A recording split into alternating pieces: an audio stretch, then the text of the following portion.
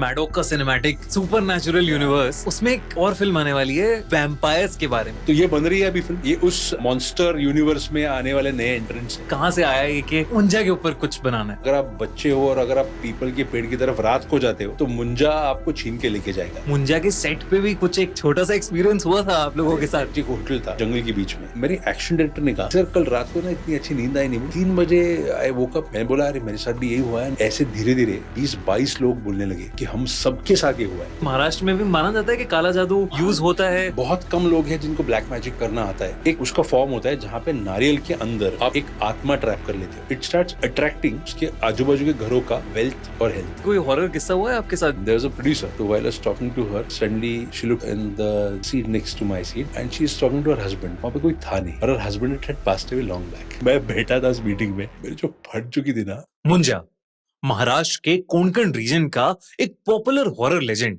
जिसके ऊपर अभी रिसेंटली एक मूवी आई जिसने इतना सक्सेस कमाया कि लोग उसे बहुत पसंद करने लगे और साथ ही वो 100 करोड़ क्रॉस कर गई। तो आज के हमारे गेस्ट हैं आदित्य सरपोतदार, जो है मुंजा मूवी के डायरेक्टर और साथ ही इन्होंने बहुत ही अमेजिंग फिल्म्स डायरेक्ट करी हैं और उनसे हमने आज बहुत सारी अमेजिंग हॉरर रिलेटेड बातें करी हैं। उनके पास ऐसे किस्से हैं ना जिन्हें सुन के आप भी शॉक हो जाओगे। तो चलिए शुरू करते हैं आज का पॉडकास्ट। हॉरर कॉन प्रेजेंट्स आंखों देखी, powered by fusion fly and my पहाड़ी दुकान।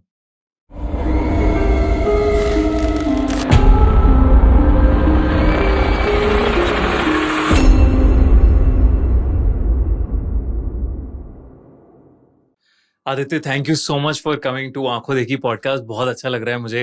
And first of all congratulations for Munjya. It has been a superb movie. 100 crore कर लिया उस मूवी ने, तो बिग बिग ब्लॉकबस्टर। क्या बोलते हैं उसे? ब्लॉकबस्टर से भी ऊपर बोलते हैं ना कुछ? या उसको क्या लोगों ने इतने अलग अलग नाम देके रखे हैं ना।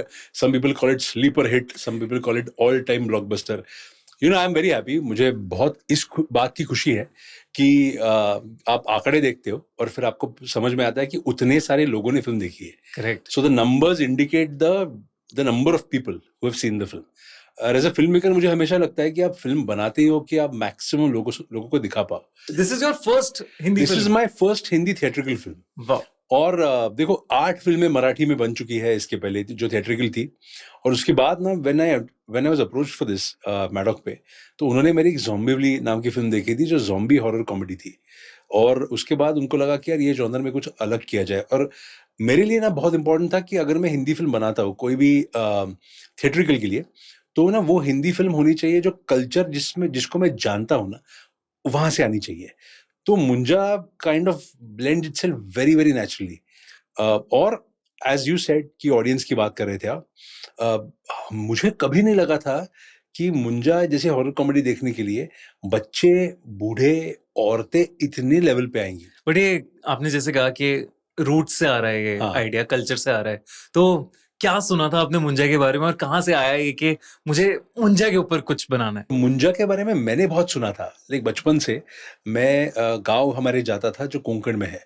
और मैं हूँ एक्चुअली पूना का, पर हमारा एंसेस्ट्रल गांव कोंकण में है और कोंकण का ही लेजेंड है ये। कोंकण का ही लेजेंड है। तो मैं कोस्टल कोंकण का जो पूरे गांव है उसमें से हमारा एक गांव है। और मैं जब भी कभी वहां गया हूँ वहां पे मुंजा की स्टोरीज बच्चों को बहुत बताई जाती है कि वो पीपल के पेड़ पे मुंजा रहता है और अगर आप बच्चे हो और अगर आप पीपल के पेड़ की तरफ रात को जाते हो तो मुंजा आपको छीन के लेके जाएगा। ये स्टोरी सुन के हम बड़े हुए हैं। तो ना मुंजा के बारे में जो डर था ना और फैसिनेशन भी था उस एज में, वो बहुत ज्यादा था। तो तब से मेरे दिमाग में, जहन में वो मुंजा बैठ चुका था कि ये कुछ तो है, कभी दिखता नहीं है, वो पेड़ पे रहता है।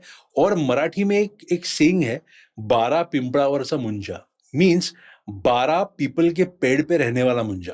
और 12 क्यों? बिकॉज वो रेस्टलेस आत्मा है वो एक। तो वो एक पेड़ पे रहता नहीं है, वो अलग अलग पेड़ों पे रहता है। और पर वो पेड़ पीपल के पेड़ है। तो हमेशा कोई भी पीपल का पेड़ दिखता था ना मुझे गांव में, मैं फट जाती थी और बोलता ये इसके नजदीक तो नहीं जाना है। जब भी बड़े होते हो आप, तभी आपको लगता है कि चलो ये तो स्टोरीज थी, जो दादी की कहानियां हम बोलते हैं। अभी भी जब भी मैं जाता हूँ गांव में ना, तब तो एक कम्युनिटी है जो उस पेड़ के नीचे कटा हुआ नारियल रखते हैं, या घर में अगर शादी है तो मुंजा को कोई प्रसाद देके कोई मंत्र बोल के जाते हैं। तो एक बिलीफ सिस्टम है जिसमें मुंजा अभी भी है। और मुझे लगता था, जब से मैंने तुम्बाड़ देखी, तुम्बाड़ देखने के बाद मैं सोच रहा था कि क्या फैसिनेटिंग इस तरीके से राही ने फोकलोर, इंडियन हॉरर और पीरियड को कंबाइन किया था, और उसकी ऑडियंस कल्ट ऑडियंस बनी थी। कंतारा देखी मैंने फिल्म, और मुझे कंतारा देखने के बाद लगा जो कल्चर हमारा है ही नहीं, यानी डायरेक्टली महाराष्ट्रियन नहीं है, जो साउथ से आता है, ऐसे कल्चर को इतने बड़े लेवल पे पैन इंडियन फिल्म लोग देख रहे हैं। तो फिर ये मुंजा जैसी स्टोरीज मेरे जहन में थी जो मुझे फिल्में बनानी थी। व्हेन आई मेट मैडॉक, तो मैडॉक ने मुझे मुंजा की स्टोरी बताई, और मैं बोला यार ये तो मैं कब से ढूंढ रहा हूँ, तो मुझे ये ऐसे कुछ करना है। मैं एक्चुअली ऑनेस्टली बताऊं, मैं मुंजा अगर बनाता ना, और अगर मैडॉक नहीं होता, तो मे बी मैं उसको मराठी में बनाता, बिकॉज वो बहुत डायरेक्टली उस लैंग्वेज से आती है। पर मैडॉक को ऐसी फिल्म बनानी है हिंदी में, ये देख के आई वॉज वेरी एक्साइटेड। तो मैं बोला यार ये चांस तो नहीं छोड़ेंगे हम। नहीं, very, I think very brilliantly made. वो जो पूरा चटुकवाड़ी का सेट है, सेटअप है, ऐसा मतलब उसे देख के थोड़ा सा अंदर वाइब आ जाती है कि हाँ कुछ तो डार्क होने वाला है, कुछ तो इविल सा वहाँ है। हाँ, ये ना कोंकण में बहुत ज्यादा फॉरेस्ट एरिया है, और पेड़, ऐसे बड़े बड़े पेड़, और वहाँ पे बाग बोलते हैं उसको, जो आम के बगीचे हैं बहुत ज्यादा, या वहाँ पे डेंस फॉरेस्ट एरिया हर गांव के अराउंड अबाउट है। तो जब मैंने विजुअलाइज किया था वो, तो मैंने पहली चीज विजुअलाइज की थी कि मुंजा अगर कोई पीपल के पेड़ पे रहेगा, तो वो ऐसी जगह पे हो जहाँ गांव के लोग जाते ही नहीं है। और ना कोंकण में ऐसा एक फोर्ट है सुवर्णदुर्ग नाम का, जो शिवाजी महाराज का फोर्ट था। तो वो फोर्ट ऐसे एक आइलैंड पे है, और अगर आप शोर पे खड़े रहते हो जमीन पे, तो आपको आइलैंड और वो फोर्ट दिखता है, और वो फोर्ट अबैंडन्ड है, तो उसके अंदर पूरा वो जंगल बन चुका है। तो मेरा रेफरेंस था, और मैंने मेरे आर्ट डायरेक्टर को, मेरे डीओपी को वो फोर्ट दिखाया था। मैं उसको वो फोर्ट पे तरह के वहां पे लेके भी गया था, और मैंने उसको ये भी बताया था कि अगर हमें चेटुकवाड़ी बनानी है तो वो थोड़ा इस स्पेस में बनानी है। तो फिर हमने उसके फोटो निकाले, और वो पूरा का पूरा सेट मुंबई में एक स्टूडियो के अंदर बनाया था। और जैसे आपने कहा ना कि ये वैसे तो कोंकण एरिया से आता है, लेकिन मैं भी देखता हूँ कि हमारे नॉर्थ साइड में, यूपी साइड में बहुत सारी ऐसी पेड़ होते हैं जिन पे धागा बंधा हुआ होता है। करेक्ट। और यहाँ पे भी उसको, मुंजा को ब्रह्म राक्षस के नाम से लोग बुलाते हैं, और कहते हैं कि हाँ ये ऐसा होता है ब्राह्मण कल्चर में। मतलब ये सारी चीजें एग्जिस्ट करती हैं यहाँ भी। पर आप इंडिया को देखोगे तो उसका कल्चर कितना सिमिलर है ना। अगर आप इवन कंतारा के जो पूरा उसका जो वेश है, उनको जो गेटअप है, तो इवन कोंकण में अगर आपने मुंजा देखी है, तो मुंजा की शुरुआत में ना जो एक सीन है जहां पे वो राक्षस के अवतार में एक आदमी नाच रहा है, तो वो भी रेफरेंस उधर का ही लोकल है। गेटअप करके डीमंस के अवतार में नाचना, या जो होली में कोंकण में शंकासुर बोलते हैं उसको, कि असुर है वो शंख में से आने वाला असुर है वो, तो शंखासुर। अच्छा। और वो हर होली के त्योहार में एक ऐसे ग्रुप होता है शंकासुर का, तो वो गांव में घूमते हैं और वो नाचते हैं वहां पे म्यूजिक पे, और उसको देखने के लिए लोग जमा होते हैं, और वो होली के दिन ही आते हैं। तो वो शंकासुर, और मैंने कंतारा में देखा हुआ उसका अवतार, भूतकोला जो, आई एम श्योर हर ऐसे ऐसे एरियाज में ना इंडिया के ऐसे बहुत होते रहेंगे। एक मैंने देखा था नेपाल में भी ऐसे कुछ एक प्रथा है जहाँ पे वो मास्क पहन के नाचते हैं, या बंगाल में भी है। तो ऐसे इतनी सारी जगहों पे है कि what is this then, it is that common Indian culture, जो इवन इफ वो प्रांत बदल जाए पर वो कल्चर तो सेम ही है। जैसे मुंजा की हम बात करते हैं, एक हमने ऑनलाइन रिसर्च किया तो हमें पता चला कि मुंजा के सेट पे भी कुछ एक छोटा सा एक्सपीरियंस हुआ था आप लोगों के साथ। वो एक्चुअली ना मेरे एक्टर्स के साथ, मेरे साथ, हमारे साथ जो एचओडीज थे, हम एक जगह पे रहते थे जहाँ जिसको एक होटल था, और जो होटल था जंगल के बीच में, और उसके अराउंड अबाउट एक लेक था, लेक जो अबैंडन लेक था, जहाँ पे कोई आता नहीं था। और उस होटल में रहते वक्त हमने आई थिंक 7 दिन रहे हम। तो 3rd या 4th नाइट, ऐसे 4th मॉर्निंग एक्चुअली ब्रेकफास्ट के टाइम ऐसे हुआ कि मेरे एक्शन डायरेक्टर ने कहा कि सर कल रात को ना इतनी अच्छी नींद आई नहीं। बोला क्यों? 3 बजे आई वोक अप एंड जैसे टाइम देखा 3 बजे थे, इधर उधर देखा कुछ था, मैं क्यों उठा मुझे समझ में नहीं आया, तो मैं 10 मिनट में सो गया। मैंने बोला अरे मेरे साथ भी यही हुआ है, मैं 3 बजे क्यों उठा मुझे। और ऐसे धीरे धीरे 20-22 लोग बोलने लगे कि हम सबके साथ ये हुआ है। तो फिर ना हम बैठ के सोच रहे थे कि कल कुछ लाइट गई क्या 3 बजे, कि जो एसी बंद होता है तो इमीडिएटली आप उठ जाते हो, या कहीं से आवाज आई क्या, या कुछ ऐसे हुआ शोर, पर कुछ नहीं था। So we got a little freaked out. हमारी एक्चुअली डर लगा था हमें कि ये हो क्या रहा है. सेकेंड नाइट, उसके बाद वाली जो नाइट थी, सेम हुआ. मैं 3 बजे उठा, पर मेरी उतनी हिम्मत नहीं हो रही थी कि मैं सबको फोन करके पूछूं आप भी उठे हो क्या. तो मैं 3 बजे उठा, शायद मेरे साथ ही हुआ है क्या. तो मैं नेक्स्ट मॉर्निंग सबको पूछ रहा हूँ कि मैं आज कल रात को हुआ. काफी लोग बोले हाँ हमारे साथ 3 बजे हम भी उठे थे. बट लकीली क्या हुआ था, 3 बजे उठने के बाद मैं तो खिड़की के बाहर देख रहा था, झांक रहा था, बेड के नीचे देख रहा था, कुछ था नहीं. तो कुछ ऐसे नहीं था कि आपको कोई उठा रहा है या कोई इवल स्पिरिट है, ऐसा कुछ नहीं था. तो मतलब क्या, may be it's very harmless यार. बहुत उठ रहे हैं तो उठ रहे हैं, अभी क्या सो जाएंगे वापस. और फिर बाद में मुझे किसी ने बोला कि 3 बजे it is the hour of the devil, ऐसे बोला जाता है. करेक्ट, बिल्कुल. Very freaky man. तो ऐसे और भी कोई हॉरर किस्सा हुआ है आपके साथ जो मेरे साथ? हाँ. तो कोंगण में ना मेरे साथ नहीं हुआ है, मेरे एक्चुअली अंकल के साथ हुआ है. तो मेरे अंकल ही वाज यंग और वो मेरे गांव जाते थे कोंगण में. और हमारा जो गांव था ना, वो बस जहां पे रुकती है हाईवे पे, तो वहां से चल के आपको अंदर जाना पड़ता है. तो कोंकण में ना there is this thing called chakwa. Chakwa is आपने चुरुली नाम की फिल्म देखी? Churuli, it's a Malayalam film. तो उसमें वो चकवा के बारे में उन्होंने बोला है. तो I tell you what it is. आप बेबी आपको सीधा जाना है और आप चलना शुरू कर देते हो और आपको मे बी 15 मिनट का डिस्टेंस रहेगा, पर आप 2 घंटे सीधे ही जाते रहोगे और आपको समझ में आएगा हर एक मे बी आधे पौने घंटे के बाद कि आप घूम फिर के वही आ चुके हो जहां से आपने शुरुआत की थी. इसको चकवा बोलते हैं. Your mind plays with you and it kind of जैसे छलावा होता है. छछलावा, मे बी उसको वही कहते हैं. तो कोंकण में चकवा बहुत फेमस है. तो मेरे अंकल के साथ हुआ था कि वो निकले थे he got down from the bus, शाम का वक्त था और उन्होंने चलना शुरू किया था. उनको गांव पहुंचना था और आई थिंक वो 10-15 मिनट का वॉक था जंगल के बीच में से. तो उन्होंने चलना शुरू किया. उनको राइट में एक स्कूल दिखी थी जो गवर्नमेंट स्कूल थी, जिसके बाहर एक बल्ब चालू था और स्कूल बंद थी. वो स्कूल पास करके वो आधा घंटा चल रहे थे. आधे पौने घंटे के बाद उनको वापस स्कूल दिखी और वो एग्जैक्ट उनके वही राइट साइड पे थी और वही बल्ब था, वही स्कूल थी. फिर वो चलते चलते चलते आधे पौने घंटे के बाद वापस वही स्कूल के बाहर आए. And then he was sure कि मैंने कहीं भी लेफ्ट या राइट नहीं लिया था, मैं सीधा ही चल रहा था.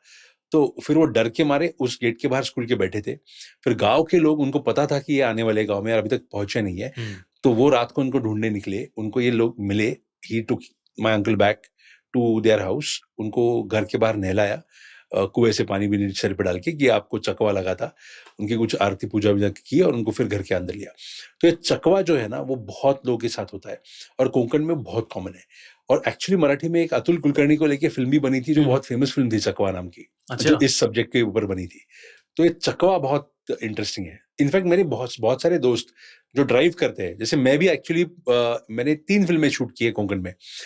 तो मेरे साथ भी ऐसे हुआ है कि मैं रास्ता भूल के गोल गोल घूम रहा हूँ बहुत देर, पर मैं कभी कभी लूप में चलते जा रहा हूँ. हाँ, तो ये गूगल मैप का चकवा लगा था मुझे, क्योंकि मुझे आई थिंक वो गलत डायरेक्शन मुझे बता रहा था. बट जब आप चल के निकलते हो ना, तो आई एम श्योर मेरे अंकल के साथ जो चकवा उसको लगा था वो काफी लेजिट था. शनिवार वाड़े की एक स्टोरी है जिसको लोग बहुत बार सुनाते हैं. वहां पे आवाजें सुनाई देती है रात को. अगर आप अंदर जाते हो तो शनिवार वाड़ा में काका मला वाचवा, काका यानी अंकल, चाचा, चाचा मुझे बचाओ, ऐसे एक आदमी की आवाजें सुनाई देती है. उसके पीछे एक हिस्ट्री है पेशवाओं की. बट ये इतनी कन्विक्शन के साथ हमें स्टोरीज बताई जाती थी ना बचपन में कि ये तो होता ही है, तुम वहां से जाओगे तो सुनाई देगी आवाज. कॉमन है, मतलब नॉर्मल है, बहुत नॉर्मल है. तो मैं उसके नजदीक भी नहीं, वो एरिया में ही नहीं जाता था. बोले यार हमें नहीं सुननी आवाजें किसी की, जा रहे ही नहीं वहां पे. बट पुणे में मैं जब स्कूल में था, 6th या 7th में था, तभी एक लेजेंड था पुणे में जो बहुत फेमस हो चुका था, जिसको हम हाकामारी बोलते थे. ना हाकामारी might sound like some Korean या जापानीज या, बट हाकामारी मीन्स हाक देना इज पुकारना, और हाकामारी यानी जो पुकारती है उसको हकामारी बोलते हैं मराठी में. तो ये लेजेंड इतना फेमस था कि एक औरत आएगी और रात को आपका नाम पुकारेगी, और अगर आपको सुनाई देगा आपका नाम तो आप नींद से उठ के आप उसकी तरफ जाओगे, और अगर आप रिस्पॉन्ड करते हो तो वो आपको उसके साथ लेके जाएगी. तो ये इतना फेमस हो चुका था कि एक हकामारी बोल के एक औरत आती है, आपका नाम पुकारती है और आप गायब हो जाते हो. तो हमने सब बच्चों की गैंग थी हमारी, जिस कॉलोनी की गैंग थी, तो हमें किसी ने बोला था कि अगर हकामरी से बचना है तो घर के बाहर एक क्रॉस बनाना। अच्छा। तो हम कॉलोनी में घर घर के बाहर ऐसे क्रॉस बनाते घूमते थे और बहुत डांट भी खाते थे कि ये क्या बकवास कर रहे हो। हाँ। बट वी एक्चुअली बिलीव्ड कि एक हकामरी आएगी और आपको लेके जाएगी। मुझे ना इन चीजों में ना एक एक्साइटमेंट भी लगती है कि उस एज में ना आप एक्साइट भी हो जाते हो कि यार ये क्या है, इसको देखना है। और क्यूरियोसिटी होती है बहुत ज्यादा क्यूरियोसिटी होती है, बहुत जैसे ज्यादा। हमने भी सुना था दिल्ली में मैं गाजियाबाद में रहता था तो एकदम से ऐसा आया था कि प्याज वाली चुड़ैल आ गई है और आके हाँ, प्याज और रोटी मांगती है। ये कितना यूनिक है ना, कितना प्याज रोटी unique है। मांगने वाली की चुड़ैल। तो हमने भी याद है मेहंदी के हाथ लगाए थे घर में, मेहंदी और हल्दी का मिक्स करके हाथ लगाए थे कि हाथ के छापे रख दो तो अच्छा। नहीं आएगी वो। Oh lovely. मुझे याद है एक शूट के वक्त की बात कि मैं एक फिल्म शूट कर रहा था मुकेश मिल्स में। आपने सुना है हाँ, मुकेश मिल्स के मुकेश बारे में? मिल्स को कौन तो नहीं ना जानता है? वेबसाइट में अगर आप सर्च करोगे हॉन्टेड प्लेसेस इन मुंबई तो मुकेश मिल आता है। आई थिंक इंडिया के भी कभी-कभी कुछ लिस्ट में मुकेश मिल्स आता है। हमने उसके ऊपर काफी कहानियां भी बनाई हैं। अच्छा, तो मुकेश मिल्स की एक इंसिडेंस एक मेरे साथ हुआ था। मैं एक शूट कर रहा था और मेरी कॉस्ट्यूम डिजाइनर थी। वो मुकेश मिल्स में शाम का वक्त था and she went into the women's washroom Mukesh mill के अंदर। और वो एक 15-20 मिनट के बाद डर के पसीने-पसीने एकदम घबरा के आई और बोली कि सर मुझे जाना है, घर जाना है। बोला क्या हुआ? तो हमने उसको बिठाया और पूछा हुआ क्या? तो बोली मैं वुमेन्स वॉशरूम में गई थी, अंदर थी और अंदर से उनके क्यूबिकल्स होते हैं ना, तो बोले एक मेरे बाजू के क्यूबिकल में मुझे आवाज क्लियरली सुनाई दी कि कोई दूसरी लड़की आई है। तो मुझे लगा कोई शूट वाली रहेगी और फिर मैं फोन पे बात करते करते बाहर निकली और मैं बाहर खड़ी रह गई, she was smoking a cigarette.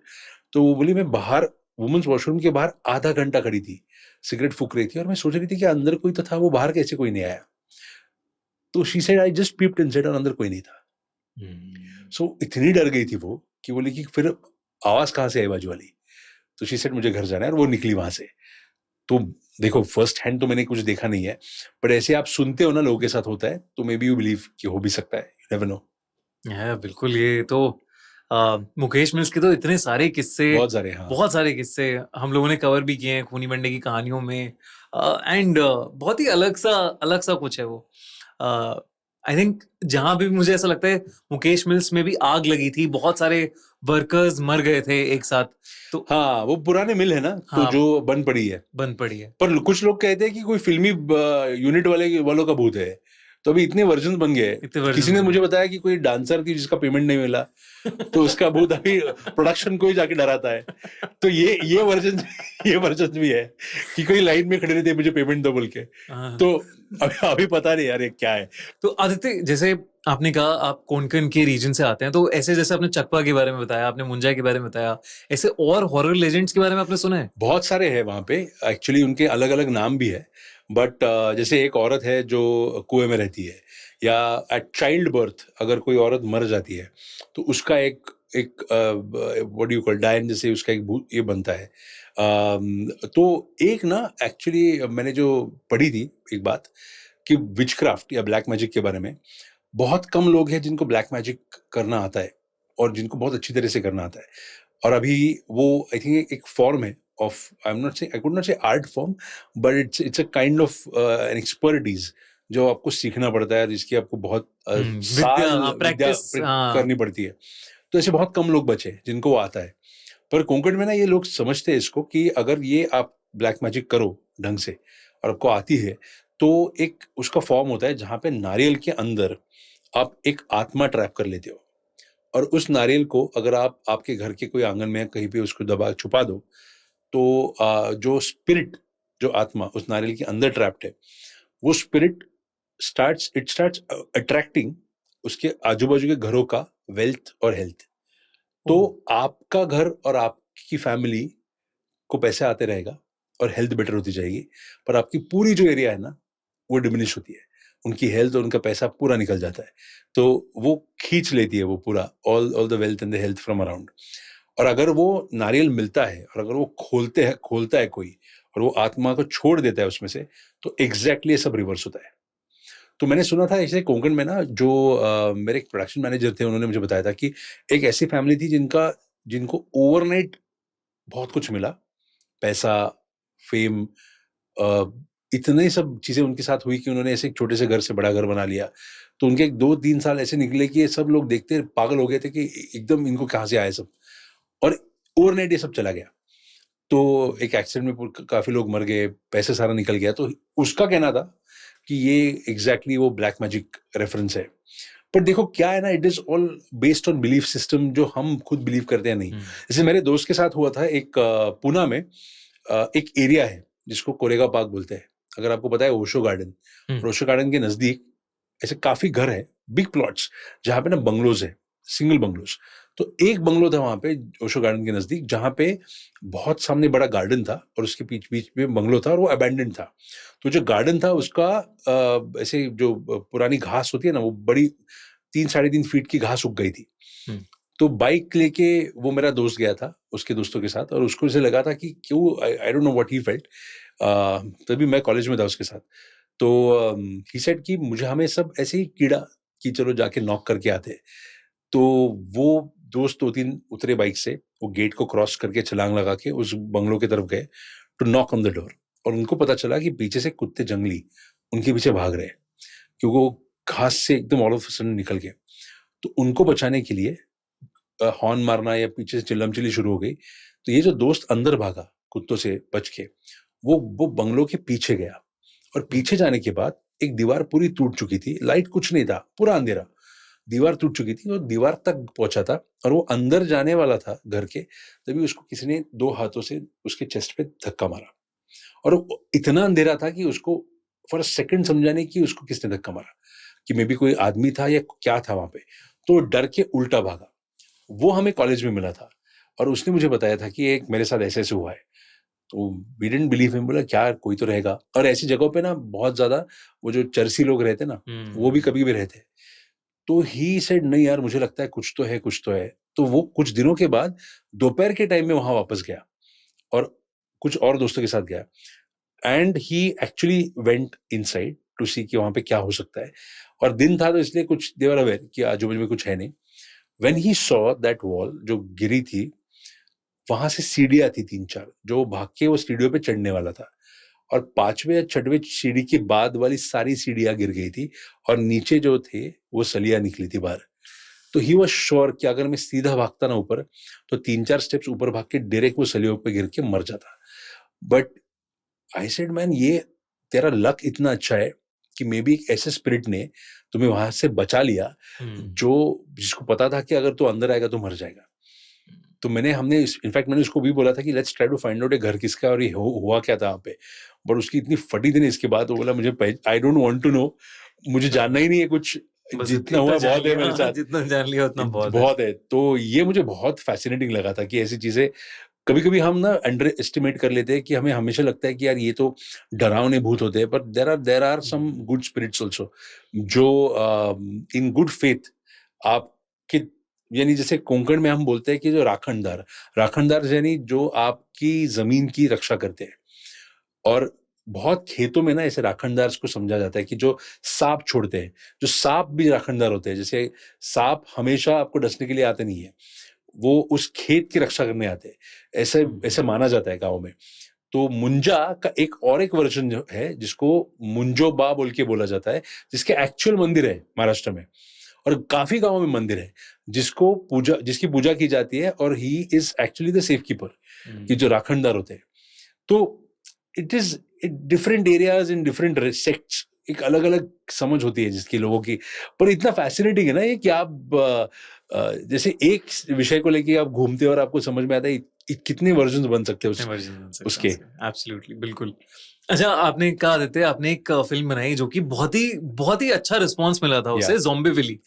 तो ये ज़ॉम्बीज का आइडिया कहाँ से आ गया, और वो ऐसे ज़ॉम्बीविली जैसा टाइटल कहाँ से आ गया आपके दिमाग में? तो मेरा राइटर है महेश अय्यर, वो बहुत अतरंगी सोचता है, और वो है डोंबिवली का।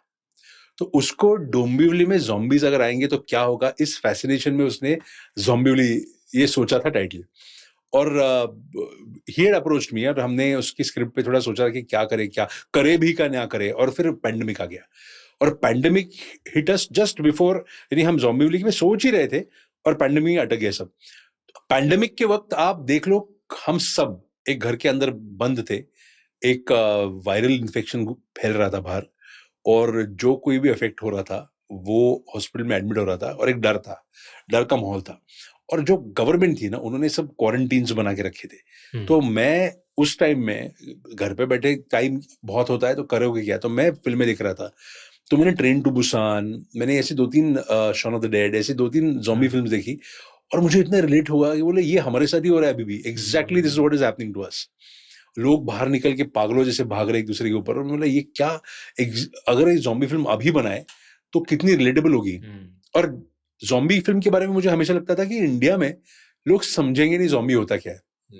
It's a very foreign concept. Correct. पर मुझे लगा अगर मैं डोंबिवली के लोगों को ज़ॉम्बीज दिखाऊंगा और इन्फेक्टेड दिखाऊंगा तो लोग अभी समझेंगे कि इन्फेक्शन यानी क्या होता है।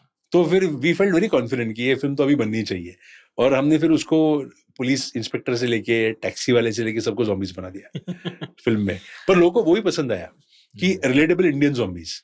उसमें एक सीन है जो मुझे अनुपमा चोपड़ा ने फिल्म रिव्यू की थी और मुझे अभी मुंजा के प्रीव्यू पे मिली थी वो। तो उन्होंने मुझे याद दिलाया कि एक सीन उनके लिए बहुत वर्क हुआ था, और वो सीन इतना इम्प्रॉम्प्टू था कि ये ज़ॉम्बी पैंडेमिक जब भी फैलता है तभी हमारे जो एक्टर्स है वो गाड़ी से छुप के भाग रहे, और उनको ना एक हैंडपंप पे एक औरतों की लाइन लगी है जो हाथ में ना बकेट लेके बैठी है, खड़ी है, और वो सारी ज़ॉम्बीज है, और वो लाइन लगा के पानी भरने के लिए वहीं पे आदत से आके उधर खड़ी है। तो she said I so this image resonated with me so much कि वो सालों से ये औरतें वही करती है, अभी ज़ॉम्बीज बनने के बाद भी वो वही कर रही है। तो ये हम जब शूट कर रहे थे ज़ॉम्बीवली, तभी हमने देखा था कि ऐसी औरतों की लाइन लगती है, और हम हर ऐसे मोमेंट को रिलेट करते थे ज़ॉम्बी बनना। यानी अब ट्रेन में भी रोज जाके लटकते हो और वो हाथ ये अपना ये पकड़ के, ट्रेन रॉड पकड़ के रोज रोज वही ऊपर नीचे जो रूट करते हो, तो इन अ वे वो ज़ॉम्बी बनना है ना। तो आदित्य, जैसे अब ज़ॉम्बीज हो गया, मुंजा हो गया, राइट, ये ककुड़ा की क्या कहानी है? सो ककुड़ा एक्चुअली वो है एक वेरी बहुत यूनिक भूत। ये हमने एक इन्वेंट किया है गांव राथोड़ी नाम का, जो राजस्थान और यूपी के बॉर्डर पे, और इस गांव में हर घर के 2 दरवाजे, एक बड़ा एक छोटा। तो ऐसा एक गांव मेरे राइटर ने अविनाश ने देखा था, तो उसने हमें इसके बारे में बताया था। अच्छा, हाँ, it's based on a true story. ये स्टोरी हमारी फिक्शनल है, पर ये गांव एक्चुअली है वैसे। अच्छा, जिस गांव के 2 दरवाजे 2 दरवाजे हैं और एक बड़ा छोटा, हर घर के बाहर 2 दरवाजे। तो उसको बहुत इंट्रिगिंग लगा कि यार ऐसे 2 दरवाजे क्यों है, और उसने पूछा भी था गांव में कि इसका क्या लॉजिक है, तो उसको बताया गया था कि गुड लक बैड लक वाला जोन है कुछ, पर उसको किसी ने डायरेक्ट आंसर दिया नहीं। तो बोला यार मैं मेरी खुद की स्टोरी बना लेता हूँ इसके ऊपर, और उसकी स्टोरी जो थी वो इतनी इंटरेस्टिंग थी कि जो भूत है वो हर मंगलवार को 7:15 बजे गाँव में आता है, और अगर उसको कोई भी दरवाजा बंद मिले तो वो दरवाजे पे नॉक करता है, दस्तक देता है, और जब आप दरवाजा खोलते हो तभी वो आदमी को चटका लेता है, यदि वो आदमी को 13 दिन में मारता है। तो वो बेसिकली ईगो वाला भूत है कि यार दरवाजा तो खुला रखो मेरे लिए, और अगर दरवाजा बंद रखोगे तो आपकी खैर नहीं। तो ये जो स्टोरी थी, इस स्टोरी को लेके मुझे लगा था कि it is in the world of horror comedies also, because उसमें ह्यूमर है, और ये जो फिल्म है ये स्पूफ कॉमेडी है। It is not a very typical horror comedy. आप कोई भी हॉरर कॉमेडी देखो ना, उसमें ना सबसे बड़ी बात क्या होती है, आपका जो भूत होता है ना उसका डर। In Kakuda we are laughing at the भूत। हमारे एक्टर्स ही कैरेक्टर्स फिल्म में उसको देख के उस पर मजाक बना रहे, उसके उस पे हंस रहे कि ये थोड़ी ऐसे होता है। और आप कोई भी बड़ी स्पूफ फिल्म सीरीज फ्रेंचाइजी देखो, स्कैरी मूवी फ्रेंचाइज, उसमें दे मेक जोक्स बिल्कुल at horror films that are legendary horror films. तो in Kakuda also we have done that. In the trailer if you see, हमने स्त्री पे, भूल-भुलैया पे we have made jokes because they are legendary films. It's a homage in a way कि ये फिल्में इतनी iconic बन चुकी है कि हमारी दुनिया में ककुड़ा की भी ये फिल्में एग्जिस्ट करती है। तो अब एक और फिल्म के बारे में बात करूंगा, वो भी जैसे मैडोक का सिनेमैटिक सुपरनैचुरल यूनिवर्स, तो उसमें एक और फिल्म आने वाली है वैम्पायर्स के बारे में। तो वो क्या फिल्म है, मतलब मैं बड़ा एक्साइटेड हूँ उस फिल्म के लिए। एक्चुअली बहुत सरप्राइजिंग बात ऐसी थी कि जब भी मुंजा का शूट मैंने खत्म किया, तभी मुझे अमर कौशिक है जो हमारे प्रोड्यूसर भी है मुंजा के, he offered me this film. He said कि ये भी एक हमारे दिमाग में फिल्म है, वैम्पायर्स को लेके हमें ये यूनिवर्स में, जैसे वेयरवुल्व्स तो है ही, भेड़िया तो है ही, तो we want to include a vampire also in this. And I got very excited. मैं बोला यार वैम्पायर्स तो इंडिया में ना एक तो किसी ने अटेम्प्ट नहीं किया, और अगर किए हैं ना तो बहुत क्लीशेड अटेम्प्ट किए, और जो वैम्पायर्स हमने देखे वो उसका रेफरेंस पॉइंट तो हमारे लिए हमेशा ट्वाइलाइट या ड्रैक्यूला या वही है। तो आई सेड मुझे मेरे वर्जन बनाने वैम्पायर्स के, मिथ माइथोलॉजी और फोकलोर से लेके मैं वैम्पायर्स क्रिएट करूंगा, बिकॉज मुझे पता है इंडियन कंटेक्स्ट में ये सब है, जो बलि देना, जो खून और ये सब रेफरेंस ना हमारे इधर बहुत ज्यादा है। तो उसको लेके अगर वैम्पायर्स में बनाऊंगा तो मेरा वर्जन बनाऊंगा, और he loved the idea, so I said चलो लेट्स वर्क ऑन दिस। तो ये बन रही है अभी फिल्म, ये उस मॉन्स्टर यूनिवर्स में आने वाले नए एंट्रेंट्स है, और I am sure they will be very very exciting. Aditya, जैसे अभी आपने पहले ज़ॉम्बीविली की, फिर मुंजिया की, फिर ककुडा की, अब आप वैम्पायर्स की कहानी कर रहे हो, और सब हॉरर फिल्म, हॉरर की कैटेगरी में टच करती सब हैं। जॉनर्स है। हाँ, तो ये क्या है, ये अलग अलग जॉनर्स कैसे आपने पकड़े हुए हैं? तो horror में? मुझे लगता है कि जैसे देखो, मुंजा फोकलोर बोलूंगा मैं, फोकलोर हॉरर है।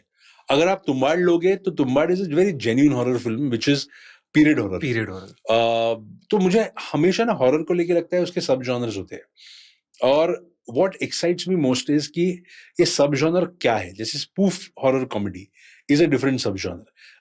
Folklore horror is a different subgenre. With vampires, it'll be a romantic horror comedy, which is again a different genre. So I feel एक हर हॉरर का एक सब जॉनर होना जरूरी होता है, और अगर वो बहुत कुछ अलग होना तो लोगों को उसको देखने में मजा आता है। तो ये है बच्ची, जैसे भूल Bhulaiyaa, again worst part was was a very genuine horror comedy, पर उसमें जो मोंजलिका का कैरेक्टर था और उसमें जो पूरा प्लॉट था, तो मुझे वो हॉरर कॉमेडी थ्रिलर ज्यादा लग रहा था। उसमें the unfolding of the story is like a thriller, कि वो हू डन इट वाला है। तो मुझे हर हॉरर कॉमेडी में ना, आई थिंक, या हॉरर फिल्म में एक सब जॉनर ढूंढना बहुत इंपॉर्टेंट लगता है, और ऐसे इतने सारे सब जॉनर्स जो हमने अटेंड भी नहीं किए। जैसे अगर आप देखोगे तो सुपरनैचुरल हॉरर एक अलग सब जॉनर है, फाउंड फुटेज हॉरर एक अलग सब जॉनर है, जो हमने ब्लेयर विच प्रोजेक्ट में देखा था, जो इंडिया में रागिनी एमएमएस में बना था। और ऐसी तो बहुत सारी फिल्में, एक रेक नाम की फिल्म है जो स्पेनिश फिल्म है, जो जिसको पता नहीं है मैं उनको बोलूंगा definitely go and watch that film. It's not very easy to find, पर अगर आप थोड़ा जुगाड़ बिगाड़ लगा के उसको find, if you find it और download and watch it, it is the Rec, REC, it is worth it. उसका सिंपल प्लॉट है कि एक बिल्डिंग है जिसमें एक इन्फेक्शन फैल गया है, तो उस बिल्डिंग को सील कर दिया है गवर्नमेंट ने, और एक कैमरा क्रू बिल्डिंग के अंदर घुसता है, पुरानी बड़ी बिल्डिंग है, अंदर घुसता है देखने के लिए है क्या, and then they realize कि there is a certain possession or there's a certain kind of a very evil element that is in the building, and that camera crew gets caught in that whole madness. It's a single shot found footage film. Yeah. Okay. It's a whole film happens in one single shot. Wow. And it is brilliant, and it is genuinely a good horror film. तो rake नाम की film है। Even I feel कभी कभी जो जैसे women और ये सारी फिल्में हम देखते हैं ना, तो पीरियड या ऐसे रेफरेंस ऑफ हॉरर आता है। मिडसमर नाम की जो फिल्म आपने देखी, आई एम श्योर आपने देखी है, again that is very cult horror space. Hereditary film है जो साइकोलॉजिकल हॉरर। सोशल मीडिया तो रुक नहीं रहा है इस फिल्म के बारे में बात करने के लिए। तो ऐसी बहुत सारी फिल्में हैं, कोरियन तो कितनी फिल्में बनती है जो अगेन उनकी फोकलोर और उनके कल्चर को रिप्रेजेंट करती है इन अ वेरी हॉरिफाइंग मैनर। तो horror is so untapped India में, और अभी जो ब्लास्ट हो चुका है ना हॉरर कॉमेडीज का या हॉरर एलिमेंट्स को, I think this is just the beginning. आप अगले 2-3 साल देखो क्या क्या दिखता है हॉरर में। आई एम वेरी श्योर, एंड हमारी आपसे बहुत सारी एक्सपेक्टेशंस भी हैं। Thank you. ये तो होने वाला है, मजा आने वाला है। अलग अलग फिल्में आप ऐसे डिफरेंट टाइप की फिल्में बनाते रहते हो, तो इंसान भी, मतलब जो ऑडियंस भी है, जैसे अब एक आई थिंक अब वो टाइम आ गया है जहाँ पे आदित्य का एक अलग फैंडम बनेगा, एक अलग ऑडियंस बनेगी कि मैं आदित्य की मूवी देखने जा रहे हैं। मैं उस राम गोपाल वर्मा के फैंडम में वाला बंदा मैं खुद हूँ। मुझे याद है कि मैं हॉरर फिल्में जो मैंने पहली इंडियन हॉरर फिल्म देखी थी वो रामसे वाली नहीं थी, वो रात थी, and that was the first film. Like actually I come from the generation जहाँ पे हॉरर का इंट्रोडक्शन हमारा हुआ था जी हॉरर शो और आहट में। वो जो म्यूजिक आता था ना रात को, you know what I'm talking about. I know. वो जो म्यूजिक और वो शो होता था वो करके, वो यस वो मुझे तो बहुत डर लगता था वो, और वो रात को आते थे 10, 10:30, 11 बजे। तो रात को बिना किसी को बताए छुप छुप के शो देखना, उसका थ्रिल एक अलग था। बट ये एक्चुअली शोज, आप प्रोस्थेटिक्स में हॉरर आता था उसमें, तभी अभी देखोगे तो कॉमिकल लगेगा ये हॉरर, बट तभी तो बहुत डरावना लगता था, तभी रियल लगता था। बट उनकी स्टोरीज बहुत अमेजिंग हुआ करती थी, अमेजिंग स्टोरीज। तो वहां से रात से भूत भूत से कौन सी थी वो, वास्तुशास्त्र, वास्तुशास्त्र। वास्तुशास्त्र, फूक, डरना जरूरी है, डरना मना है, ये सारी जो उनकी सीरीज थी ना फिल्मों की, आई थिंक आइकॉनिक थी। आई स्टिल रिमेम्बर पूना में भूत लगी थी फिल्म और पैक थिएटर था, और मुझे याद है सिंगल स्क्रीन हुआ करते थे, तो बड़े थिएटर्स थे, तो मैं बैठ के फिल्म देख रहा था, और एक बच्ची थी जो एक फैमिली के साथ आई थी, और आई हैव नो आइडिया वो बच्ची को उसको कैसे अलाउ किया थिएटर में, और वो बोर हो गई थी फिल्म देख के, तो मैंने ऐसे वो सीढ़ियों पे चल रही थी और उसने उसका हाथ एक औरत के शोल्डर पर रख दिया, समझ के कि वो उसकी माँ है, और वो औरत ने उसको देख के इतनी चिल्लाई थी जोर से, पूरा थिएटर हंस पड़ा था। और मुझे वही लगता है कि वो जो लोग डरते हैं ना, तो एक बड़े ग्रुप में जब ये आप में से कोई डर के जिसकी फटती है ना, तो उस पर हंसी भी आती है। तो वो जो हॉरर कॉमेडी का जो कॉम्बिनेशन है ना, वो बहुत अमेजिंग होता है। कि मैं कभी भी कोई हॉरर फिल्म देखने जाता ना ग्रुप में, तो हमारे ग्रुप में एक ऐसा दोस्त होता ही है जो डरे ऐसे कि हंसी आए, कि इसके डरने पे हमें हंसी आती है। जैसे मुंजा में अपने सरदार जी हैं। अरे वो तो तरन और उसका कास्टिंग भी हुआ है क्योंकि वो बहुत इंटरेस्टिंग डरता है। तो मेरा क्राइटेरिया था कि ऐसे एक्टर को कास्ट करे जिसको डरते हुए देखने में मजा आए, कि इसका डरना मुझे देख कर ही इसको हंसी आती है। बट वो एक्चुअली क्या होता है, जैसे अमर ने मुझे बोली बात की स्त्री का सक्सेस कहाँ था, कि अभिषेक या राज या इवन अपार जब भी डरते हैं ना, तो भी वो बहुत कॉमिकल लगते हैं, और that I think helped that film also.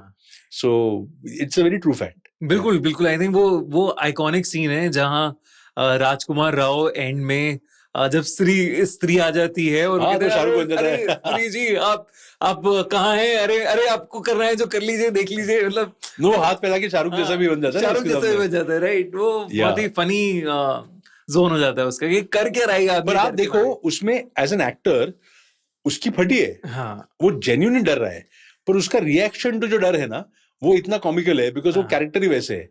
तो I think that is the victory of a good horror comedy. Absolutely absolutely.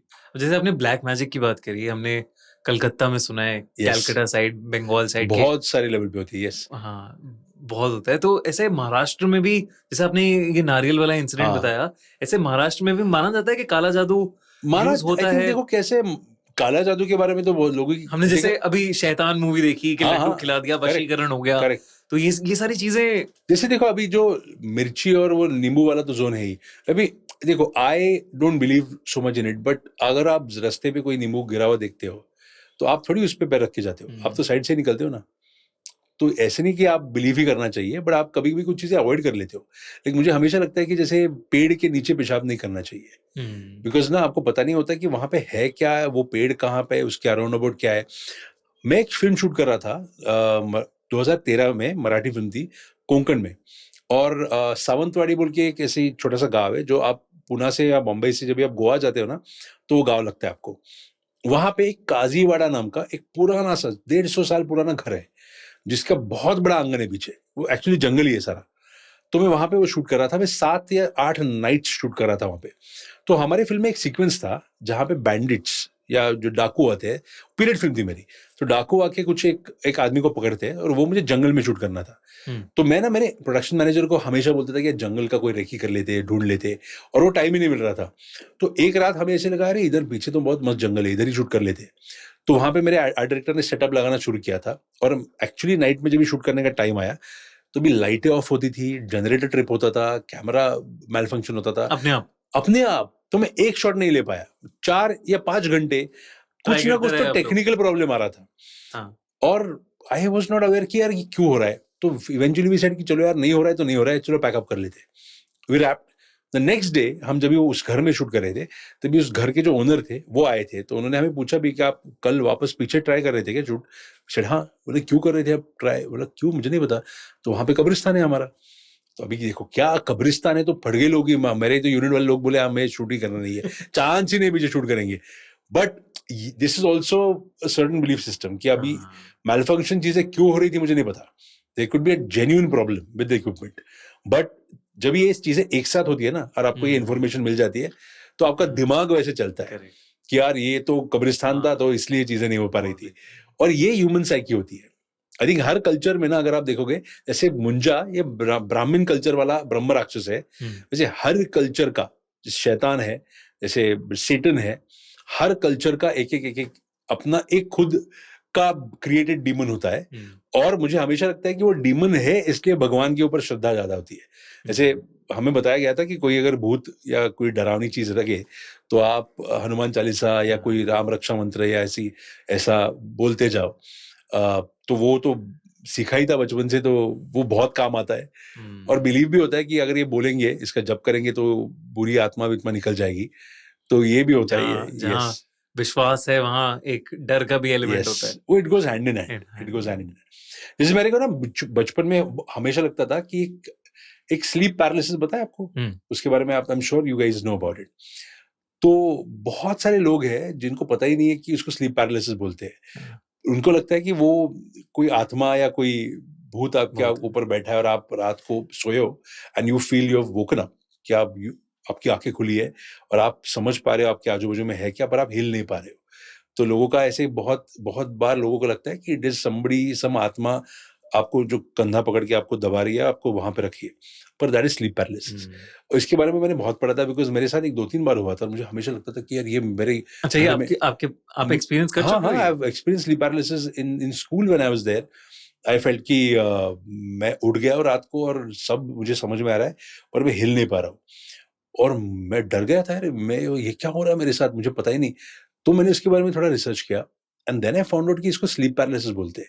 It's a very very scientific term, कि अगर आप इतने डीप स्लीप में जाते हो ना, इतने डीप स्लीप में कि आपका दिमाग आपको आप सो रहे हो पर आपका दिमाग एक सेक्शन आपको बता रहा है कि आप यू आर अवेक, और आप वो हेलुसिनेट कर रहे हो कि आप उठ गए हो, आप देख रहे हो, पर आप हिल नहीं पा रहे हो। It is your mind going into the deepest sleep mode. तो it is scientific, it is not horror. लोगों को एक्चुअली लगता है कि, कितने लोग, मेरे दोस्तों ने बताया कि अरे मेरे घर पे, हम ऐसे गांव में गए थे, घर पे मेरे साथ ऐसे हुआ, मैं उठ नहीं पाया। मतलब तो इतना थक गया था, तो इतने डीप स्लीप में चला गया था, तेरे को लगा वो हॉरर है, पर वो हॉरर था नहीं। तो आई समटाइम्स डू बिलीव यार साइंस भी होता है, और I do believe in science lot. और मुझे ये भी लगता है कि जहां पे लोगों ने भूत देखे हैं, उसमें भी वो जो नेगेटिव और पॉजिटिव एनर्जीज का साइंस होता है ना, कि there is this vibration and we all kind of are emitting and transmitting and absorbing vibrations, कि एक पॉजिटिव एंड नेगेटिव एनर्जीज होती है जो हम खुद छोड़ते हैं और हम अब्सॉर्ब भी करते हैं। तो ये स्पेस होती है जहां पे कभी कभी, जैसे दिल्ली, आई am very intrigued about Delhi, कि मुझे हमेशा लगता है कि यहाँ पे इतनी मैसिव हिस्ट्री है दिल्ली की, बहुत मैसिव, और यहाँ पे ऐसी ऐसी चीजें हुई है पुराने जमाने से, जहाँ पे कत्लेआम हुआ है, लड़ाइयाँ इतनी हुई है, इतना लूटा गया है दिल्ली बार बार। तो ये एनर्जी होती है उस जमाने की से लेके अब तक। तो मुझे कहते हैं रीजन यही है कि दिल्ली के लोगों को, कहते हैं ना, हमेशा ऑफेंस पे रहते हैं। हाँ भाई, क्या हो गया? तो ये ऑफेंस डिफेंस का दिल्ली में आए इसलिए क्योंकि हमेशा हमको लूटा गया है, मारा गया है। पूरा हिस्टोरिकल ऐसा है कि लोग सब ऐसे रहते हैं कि हम कुछ भी हो जाए, हम नहीं, मतलब पीछे हटेंगे। पर ऐसे फिर ऐसी जगहों पे हमेशा लगता है कि कभी कभी हो भी सकता है ना कि आपको पैरानॉर्मल एक्टिविटी ज्यादा दिखे, बिकॉज अगर इतने लोगों के साथ इतना कुछ हुआ है तो आई एम श्योर कि उसमें कुछ पैरानॉर्मल एक्टिविटी भी बनती है। बट देख, पुराने टूम्स जो है दिल्ली के, या पुरानी ऐसी हवेलियां है, या बावली है, वो अग्रसेन की बावली को कहते हैं हॉन्टेड है। तो बुली भटियारी है, मलचा महल है, यहाँ तो इतनी सारी लोकेशंस है। जैसे हम लोग अभी बात कर रहे थे थोड़ी देर पहले चोर मीनार की, कि वहां पे मुगल खिलजी जो भी चोरी करता था उसका सर काट के चोर मीनार में खिड़कियों पे लगा देता था। और कहते हैं कि आज भी चोर मीनार में कई लोगों को वो दिखते हैं, हाँ, कटे हुए सर दिखते हैं। क्या बात करें? देखो अभी कैसा है ना, जिन्होंने देखा है उनको अगर फर्स्ट हैंड अगर आप पूछोगे तो आई डू बिलीव कि इट्स एन इल्यूजन दैट आपके माइंड, हाँ, क्योंकि आपको पता है वो कहानी, आपको पता है, और आपको तो पता है आपका दिमाग या आपकी आंखें जो देखती है, आपका दिमाग आपको कुछ बताता है। जैसे होता है ना कि हम बचपन से ये सोच के बड़े हुए कि बेड के नीचे कुछ होता है, कि रात को अगर कुछ डर लगे या कोई आप ऐसी जगह पे जाके रहते हो कि बहुत आपकी डरावनी लगे, तो पहले आप दिमाग में सोचते हो कि इधर तो कुछ नहीं दिख रहा है, बेड के नीचे कुछ हो सकता है। ये ना आपकी कंडीशनिंग होती है माइंड की। बट ये कंडीशनिंग भी मुझे लगती है कि जैसे हम फिल्में बनाते हैं ना, हम इसी को यूज करते हैं कि when I have to create those moments of horror, मैं उसी चीजों को इस्तेमाल करके आपको बताता हूँ, बिकॉज आप बिलीव उसको इमीडिएटली कर सकते हो। देखो, अंधेरे से ही भूत निकलता है, डे लाइट में बैठा हुआ आदमी तो भूत लगेगा नहीं।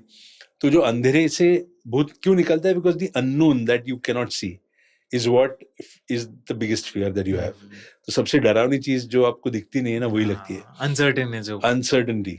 और मुंजा में एक्चुअली सबसे बड़ा हमारा टास्क वही था कि आपको मुंजा दिख रहा है, तो इमीडिएटली आप मुंजा को फिल्म में देख लेते हो.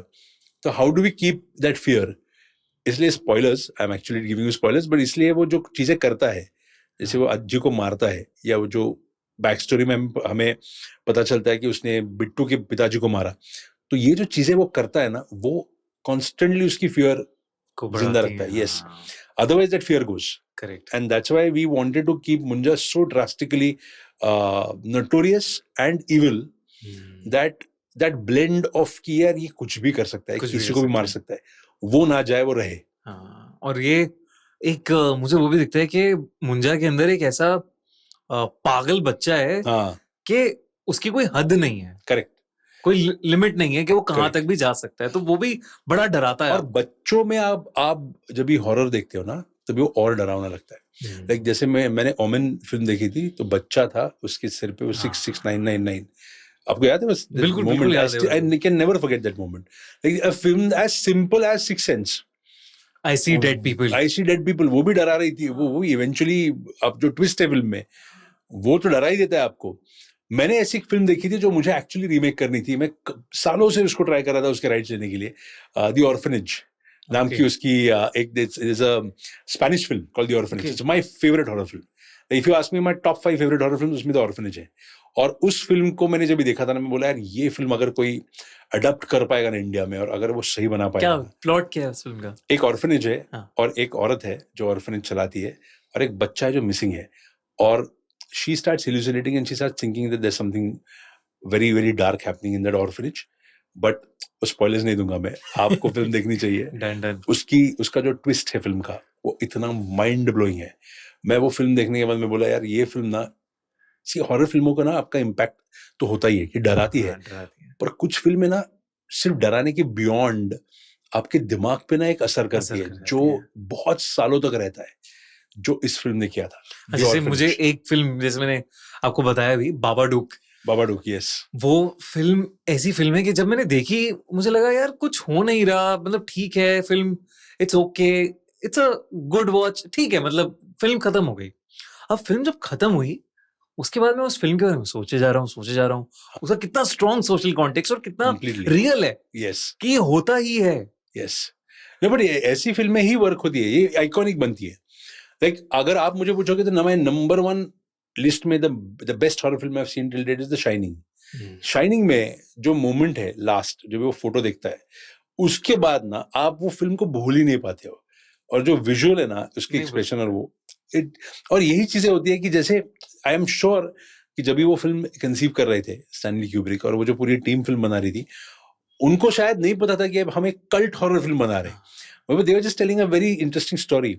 बट कुछ चीजें बन जाती है सेट पे, कि उसके कुछ मोमेंट्स है, लिफ्ट में से खून निकलना, या वो बच्चा साइकिल चला रहा है, iconic scenes from those films.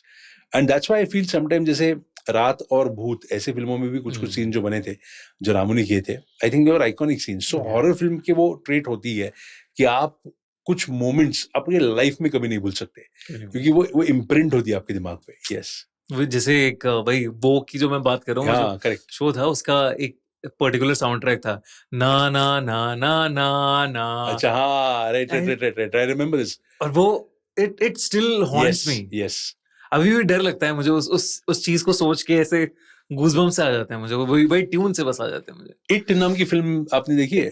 It में भी वैसे ही, अरे man, Stephen King is the बाप of horror, of horror plots. उसके प्लॉट्स में कुछ तो होता है यार. It is brilliant, and he comes up with these very very interesting narratives also for his films. But Stephen King की, I think, वैसे उसने तो सारा ही हॉरर, पर उसका भी देखो, जैसे आपने बात की ना, it is not only pure horror. There's a sub-genre to it also, to Stephen King's films. But I would say my favorite horror in any space is Korean horror. मैं पूछने ही वाला था कि आपको कौन सी कंट्री का, इतने सारे Korean horror. I think they do horror so well. यार कोरियंस को आती है हॉरर फिल्में बनाना, और कोरियंस की हॉरर फिल्म में ना, एक कौन सी आपकी फेवरेट कौन सी है कोरियन? वेलिंग वेलिंग, या आई वुड से यस। वेलिंग में क्या है ना, वेलिंग में उसकी एक सेटअप है, उसका एक स्पेस है, and it is not very edge of the seat horror, it's very immersive horror. आप ना उसके उसके स्पीड में, उसके वो स्मॉल टाउन और वो बैकड्रॉप में ना आप धीरे धीरे धीरे, वो ब्लैक मैजिक, आप, that film draws you in, just insanely draws you in. और वेलिंग में it actually starts feeling like a thriller to begin with, and then slowly you start realising कि ये कुछ डार्कर एंड डार्कर और darker होती जाती है। सो आई थिंक वेलिंग, मतलब मुझे ऐसा लगता है कि हॉरर में या ऐसी फिल्मों में ना जो बिल्डअप इतना स्ट्रांग होता है जहाँ पे वो ना दिमाग में लगती है ना दिल में लगती है, वो सीधा गट में लगती है, गट में फील होती है वो पूरी। पर आई फील हॉरर देखने का एक माहौल होता है भाई, यू हाँ। कांट वॉच दोपहर को बैठ के पूरे पर्दे खोल के, हॉरर नहीं देखनी चाहिए। हाँ। इट इज हॉरर देखना है तो रात को लेट नाइट अंधेरे में, जब भी शांत होता है ना सब कुछ, और आप हॉरर देखते हो, उसका जो मजा होता है। तभी हमने भी ऐसे डार्क सा सेटअप रखा है इस पॉडकास्ट का। ये फील तो है ही। बट मैंने एक्चुअली 3-4 साल पहले एक फिल्म आई थी, लपा छुपी बोल के, लपा छपी, विशाल तो फुरिया, विशाल फुरिया की लपा छुपी को उसने चोरी बोल के उसका रीमेक किया था। लपा छुपी को मैंने देखा नहीं था, और मैंने ऐसे एक दिन जस्ट मेरा बुक माई शो खोला और मुझे दिखा कि थर्सडे है आज, और maybe today is the last day of the film, so कल से वो फिल्म जाएगी, और मुझे वो थिएटर में देखनी थी। तो मैं मुंबई में ना 24 कैरेट नाम का एक थिएटर था, अभी वो नहीं है, जोगेश्वरी में, तो वहाँ गया मैं, और मैंने बोला कि यार मुझे फिल्म देखी, मैं अकेला था, तो मैं टिकट निकालने के लिए गया, तो टिकट चेकर बोले सर कोई नहीं है फिल्म पे, तो हम शो कैंसिल कर रहे हैं। तो मैं बोला भाई मुझे तो देखनी है, तो तू कितने टिकट निकालूंगा तो फिल्म करेगा? तो मैं बोला 5 टिकट आप निकालो, मैं फिल्म चलाता हूँ। मैंने 5 टिकट खरीदे, और मैं उस फिल्म में पूरे थिएटर में अकेला बैठा था, और मैंने फिल्म देखी थी Lapa Chhupi. What an experience that was, man, what an experience to watch a horror film in a big theatre, sitting alone, sitting alone. Vishal को बताया आपने? मैंने विशाल को कि मैंने बोला तेरी फिल्म, मैंने मुझे बोला यार ये एक्चुअली इस कॉम्प्लीमेंट है कि नहीं, मुझे पता नहीं कि कोई नहीं था, but how can you experience a horror film better, कि आप इतने बड़े थिएटर में अकेले बैठे हो। तो वैसे ना रात में वो सीन है, आपको याद है वो, इफ यू रिमेम्बर रात, अगर आपको नहीं याद है ना रात, तो आप डेफिनेटली वापस रात देखना। उसमें रेवती बोल के एक्ट्रेस है, और रेवती एक थिएटर में बैठी है, और वहां पे सडनली लोग गायब हो जाते हैं, और सामने एक कैरेक्टर बैठा है, और वो कंधे पे हाथ रखती है, और वो रेवती होती है, टर्न करती है, और वो चिल्ला के भागती है वहां से। What a moment that. Revathi ने और एक फिल्म हॉरर में बनाई थी, उसका नाम भूल गया मैं, जो I think it's a Telugu Tamil film, जो घर के अंदर है, अभी आई थी 3 साल पहले, ओटीटी पे आई थी, स्टारिंग रेवती। बट वो डोमेस्टिक फिल्म है, एक छोटे से घर में फिल्म सेटअप है, और वो ब्रिलियंट हॉरर फिल्म है। आई थिंक वो कमेंट्स में, तो if anybody can remind me the name, but बहुत टाइम के बाद ना मैंने ऐसे अर्बन सेटअप में एक बहुत अच्छी हॉरर फिल्म देखी है। एक फ्लैट, एक घर, और उसके अंदर हॉरर है, रेवती है उसमें फिल्म में, साउथ इंडियन फिल्म है वो, अभी 2-3 साल में आई थी, बट हाईली रिकमेंडेड कि वो फिल्म देखो। एक अभी आपने घर की बात करी तो बड़ी क्रीपी सी, बड़ी डरावनी सी फिल्म लगती है, अंदर डर लगता है, पीहू नाम की एक फिल्म। अरे हाँ, पीहू पीहू पीहू बहुत ही डरावनी थी। पर पीहू का प्रीमाइस, अगेन बिकॉज पीहू का बच्चे है ना, बच्ची है, तो उसका प्रीमाइस ही बहुत डरा देता है आपको। इसलिए मैं ऑर्फनेज की बात कर रहा था, क्योंकि ऑर्फनेज में बच्चे हैं, तो बच्चों को लेके, जैसे मुंजा है बच्चा ही, तो वो पहले सीन में जब अपनी बहन को लेके जा रहा है उसकी बलि देने में, तो as a thought and idea only, that is very very horrifying. It's very dark, it's very dark कि एक बच्चा अपनी बहन को क्यों मारेगा, बलि क्यों चढ़ाएगा, बट वो सेट करता है मूड। और मुझे लगता है कि ना बच्चों के साथ, या दैट्स व्हाई आप इट में भी देखोगे तो clown is creating that horror. So the most innocent things ना, when you kind of bind them with horror, they become the most fearsome. और ये आप कोई भी कुत्ते ले लो, या कोई भी ऐसी चीजें जो बहुत, या आप डॉल्स ले लो, आप कोई भी हॉरर फिल्म में देखोगे तो ये very cute looking dolls, Annabelle जो है, वो मराठी में ऐसी बहुत आइकॉनिक फिल्म बनी थी, झपाट लेला नाम की। झपाट लेला ऐसी फिल्म थी जिसमें वो आपकी जो डॉल थी, जिसका नाम तात्या विंचू था, actually it's a fun film, but iconic horror comedy. तो वो ऐसी ही थी कि जो चकी, जैसे आपने देखी होगी, तो वो again Chucky, Sabrina, all these are, तो these dolls are supposed to be very endearing ना, रॉबर्ट द डॉल, या they are supposed to be very endearing, but जब ये उनमें एक हॉरर एलिमेंट आ जाती है ना, एक इविलिश डेविलिश स्माइल, तो they are very very horrifying. Annabelle की भी जो एक्चुअली में ट्रू स्टोरी है, कितनी ज्यादा हॉरिफाइंग है वो, कि एक दिन वो घर आते हैं और देखते हैं कि हेल्प मी नाम के चिट्स लिखे हुए हैं रेड वाह उससे, और जो डॉल है उसके हाथ एकदम लाल पड़े हैं, वाह स्केच मतलब क्रेजी उस क्रेयॉन से आई डोंट पूरा। Know how to believe this और नॉट बट क्या कन्विक्शन के साथ ये फिल्म बनी है सीरीज तो आई एम श्योर कुछ ना कुछ तो होगा ही मे बी हो भी सकता है यू नेवर नो तो आपके बचपन में थी कोई ऐसी डॉल जो? नहीं यार मैं देखो मैं हमेशा सोचता था कि इसे इसलिए नहीं थी क्योंकि ये डॉल बिल लॉजिक मैंने बहुत बचपन में वो झपटेला फिल्म देखी थी मैं बोला मुझे चाहिए नहीं डॉल मेरे घर में मेरे पास जो जीआई जो फिगर्स थे और वो इतने छोटे थे कि उनसे डरने लगता था कभी तो that was the best the most scariest I had was maybe a Skeletor from that He Man series but I used to never collect dolls I was never into that you know अभी जब आप highway पे जाते हो ना हाँ। तो आप वो जो बड़े सॉफ्ट टॉयज होते हैं ना सॉफ्ट टॉयज उनको गले से लटका के ऊपर टांग दिया जाता है आपने देखा है कभी हाँ, हाईवे राइट पे राइट ऐसे राइट, ऐसे लाइन में रखे करेक्ट। मुझे कभी कभी वो बहुत हॉरिफाइंग लगता है हाँ, क्रीपी लगते हैं ना कि एकदम। ऐसे ना उनको मास किया है ऐसे यू डोंट फील दैट मैं तो कितने बार मेरे दोस्तों को बोला कि यार ये सॉफ्ट टॉयज को गले से आपने रस्सी बांध के एक पेड़ पे लटकाया है इट इज अगर आप रात को बैकलाइट लाइट मारोगे ना उस पे तो it will look very very creepy तो मेरा थोड़ा दिमाग कभी कभी ऐसे चलता है या यूजुअली चलता है। इनफैक्ट यूएस या जापान में किसी एक जगह है आइलैंड ऑफ डॉल्स, या तो वो कहते हैं कि वहां पे डॉल्स लटकी हुई हैं पेड़ से बहुत सारी, नाइस और हर एक डॉल में एक आत्मा को बंद कर रखा है डॉल में। ये हमारे यहाँ पे भी ऐसा होता है ना वो जो ब्लैक मैजिक वैसे तो की जाती है कि एक आत्मा जैसे उसको पिन्स मारते हैं और वो सब जो फिजिकल पेन होता है तो वो ब्लैक मैजिक लोग समझते हैं तो पर जैसे आई फील जैसे हमारे घर में जो मेड है काम करती है तो वो मेरे को हमेशा बोलती है कि आप ऐसी डरावनी फिल्में क्यों बनाते हो यार अच्छी फिल्में बनाओ ये तो बहुत ऐसे अच्छा नहीं होता घर पे कुछ हो जाएगा आपके बट जैसे वो ये भी बिलीव करती है कि काला धागा बांधा हाथ में या गले में भगवान का नाम लेके तो कुछ होता नहीं है या नजर उतारना आई नहीं बिलीव नजर उतारने में क्योंकि मुझे नेगेटिव और पॉजिटिव एनर्जीज के बारे में बहुत स्ट्रांग बिलीफ है मूवी कंप्लीट करने के बाद आप एक बार नजर उतरा लेते हो अपनी? 100%। हाँ मैं तो मुझे लगता है कि पूरी यूनिट की नजर उतार दूं मैं क्योंकि ना सबसे डरावनी बात होती है कोई हॉरर फिल्म में हादसा हो जाए किसी के साथ क्योंकि ना इमीडिएटली लोगों को लगता है कि ये नेगेटिव है या नेगेटिव रियल्म को आप एक्सप्लोर कर रहे तो हो ये ना हो इसलिए हाँ। हम एक पूजा करेंगे शुरुआत में शूट के पहले और that we always tend to follow हम भी जैसे मुझसे भी ऑडियंस पूछती है कि आप डरते नहीं हो भैया, तो मैंने कहा डर तो लगता है यार कभी कभी, लेकिन मैं नजर उतरवा लेता हूँ हर हफ्ते में एक बार। पर ये एक्चुअली मुझे लगता है इसमें कुछ साइंस है I have not gone deep into it but मुझे लगता है डेफिनेटली वो जो नजर उतारने के अलग अलग तरीके होते हैं लोगों के और हमारे यहाँ पे मिर्च और नमक और राई के दाने, राई को उसको हाँ। गैस पे डाला जाता है और उसका Correct। अगर स्मेल बहुत ज्यादा आता है तो लोग बोलते हैं यार नजर उतर गई तेरी अभी हाँ। उसमें देखो स्मेल हमेशा आता है नहीं, मेरे साथ पर्सनली ऐसा हुआ है कि स्मेल नहीं आता, अच्छा तो ऐसा होता है कि 3 दिन करना होता है आपको। हाँ करेक्ट तो आपका पहला दिन अगर आपने किया और धुआं उठा, खांसी आई, स्मेल आई, तो नजर नहीं है। हाँ अगर नहीं आई तो आपको सेकेंड डे करना है, वाह और फिर उसमें थोड़ी सी आई तो आपको थर्ड डे करना है।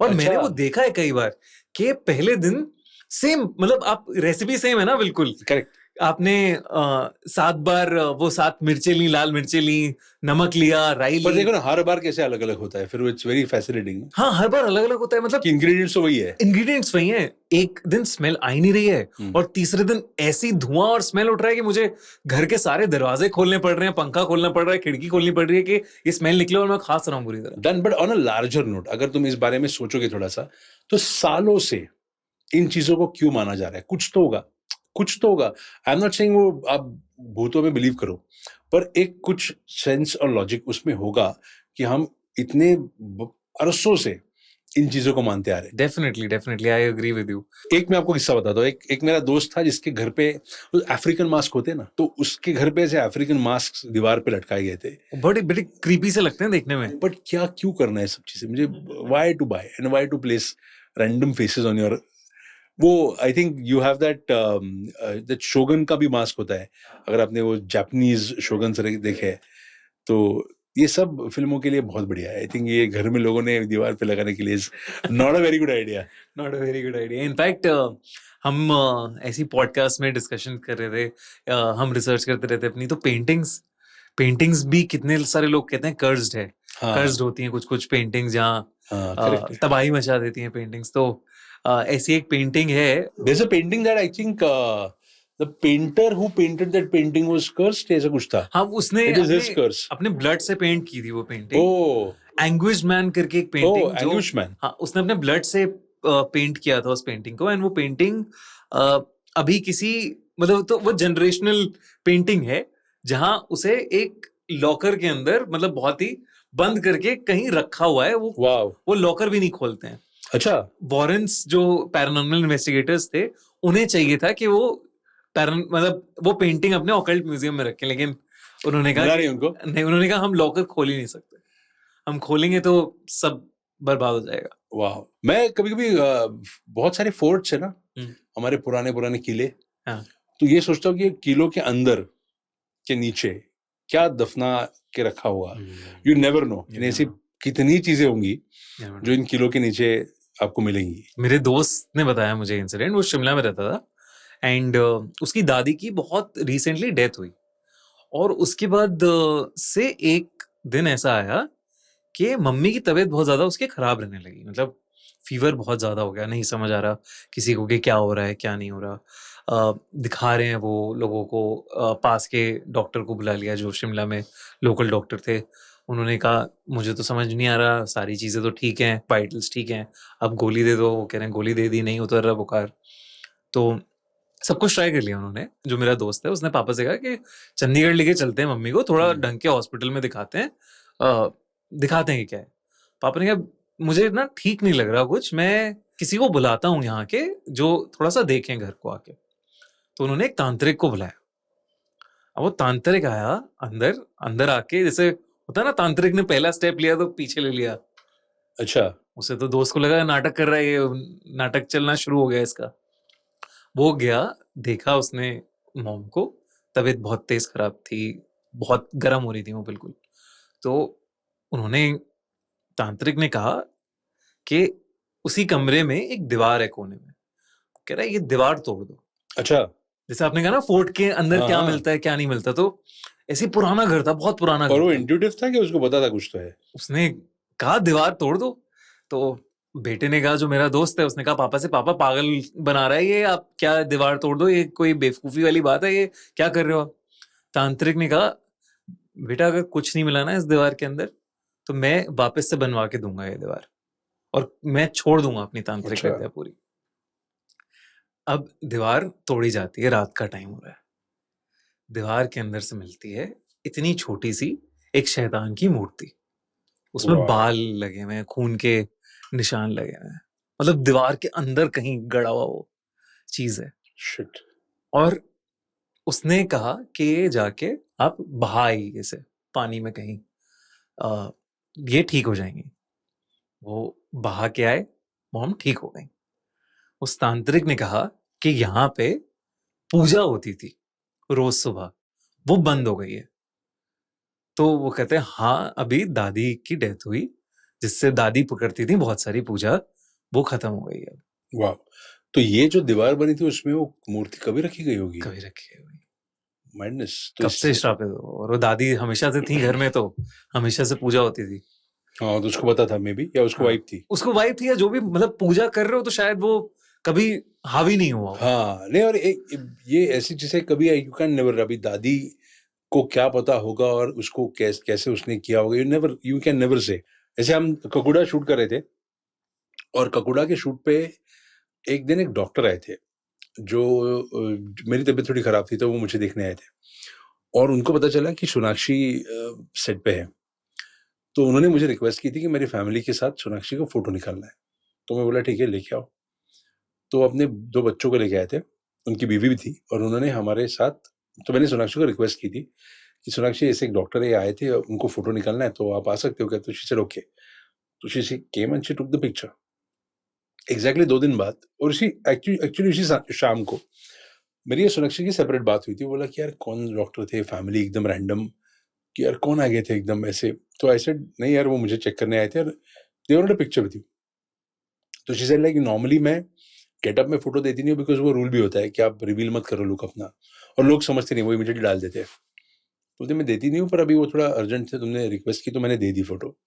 तो ऐसे यू नेवर नो सोनाक्षी, क्या है ना, कोई ऐसे एकदम बहुत एक्साइटमेंट से आता है, हम छोटे से गांव में शूट कर रहे हैं, तो उनको मैं भी फोटो चाहिए थी, बट थैंक यू यार, यू गिव। वहाँ पे बात खत्म हो चुकी थी। नेक्स्ट डे शाम को मेरा जो लोकल लाइन प्रोड्यूसर था, वो मुझे बताता है कि जो फैमिली कल्चर आपके पास आई थी, जो 2 बच्चे थे जो बहुत देर बैठे थे सोनाक्षी के साथ फोटो निकालने के लिए, बहुत देर वहाँ पे, कि हमारा सीन शूट हो रहा था, बोले उनमें जो लड़का था उनका, जिसकी उम्र होगी मे बी 10-11 साल, वो आपके सेट से घर पे गए और उसने एक लाइट पोल को हाथ लगाया था और उसको इलेक्ट्रिक करंट लग के वो मर गया जगह पे, ऑन द स्पॉट गॉन।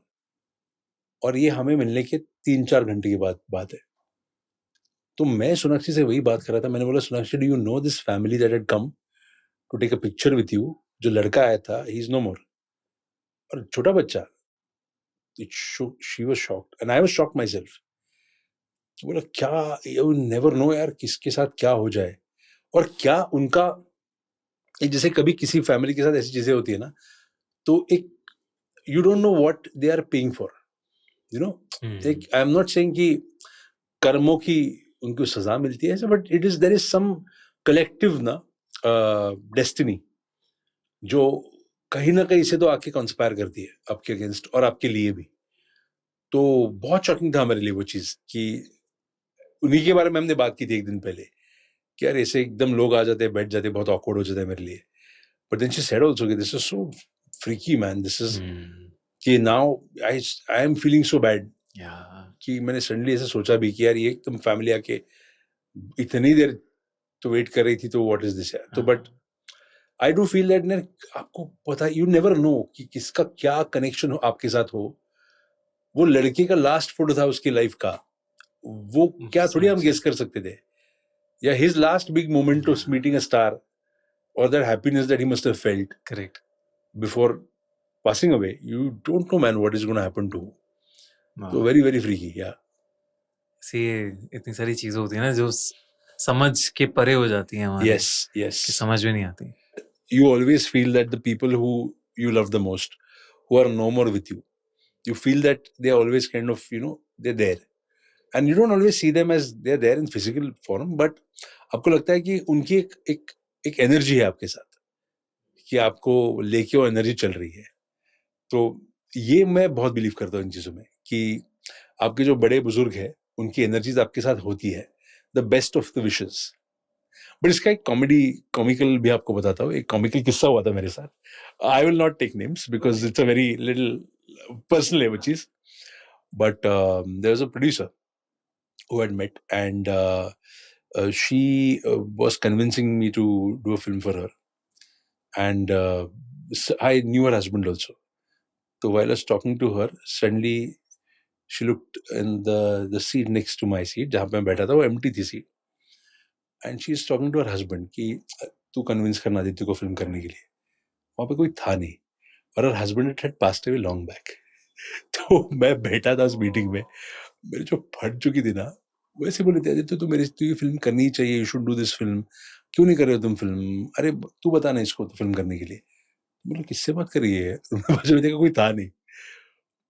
तो मैं बहुत हंसा इसके बारे में बात में, पर मेरी उस कुछ सेकंड के लिए ना, I was really scared, really scared. But sometimes these things really, like, I laugh at it now, but you think about it यार, आप बैठे हो मोमेंट, हाँ आप सोच, तो मैं एज इफ मैं आपके साथ बात कर रहा हूँ और सडनली में इधर, हाँ तो तुम्हें क्या लगता है इनका सवाल आप बोलोगे यार ये क्या एकदम से, हाँ तुम्हें लगता है, अरे हॉरर फिल्मों में बच्चों के साथ ऐसे बहुत सीन्स होते हैं। अगर आप देखोगे वास्तुशास्त्र में होता है, रिमेम्बर कि बॉल खेल रहा है वो बच्चा, मनीष की बॉल, याद है आपको? वो मनीष बोल के भूत है, और वो बोलते कि किसकी बॉल है, मनीष की बॉल। मनीष कौन है? तो मेरा दोस्त, और कोई होता नहीं है वहां पे। तो it's that innocent humour, horror that actually comes from kids, because they don't understand कि वो है क्या नहीं है। That is very very scary, man. Absolutely Aditya, बहुत ही मुझे मजा आया आपके साथ कॉन्वर्सेशन करने में, एंड मैं ये होप कर रहा हूँ, बिलीव कर रहा हूँ, इनफैक्ट बिलीव है ये मेरा, कि हम लोग साथ में आगे फ्यूचर में काम जरूर करने वाले हैं। खूनी मंडे और आदित्य लेके एक हॉरर की एक बढ़िया सी फिल्म बनाएंगे एक। सी आई टेल यू, हॉरर की शुरुआत अभी इंडिया में जस्ट हो रही है, जिसमें मैंने पहले कहा now the sky is the limit. आप बहुत सारे फिल्म मेकर्स देखो, विशाल फुरिया भी उसमें से एक आता है जो डेडिकेटेड हॉरर कंटेंट बना रहे।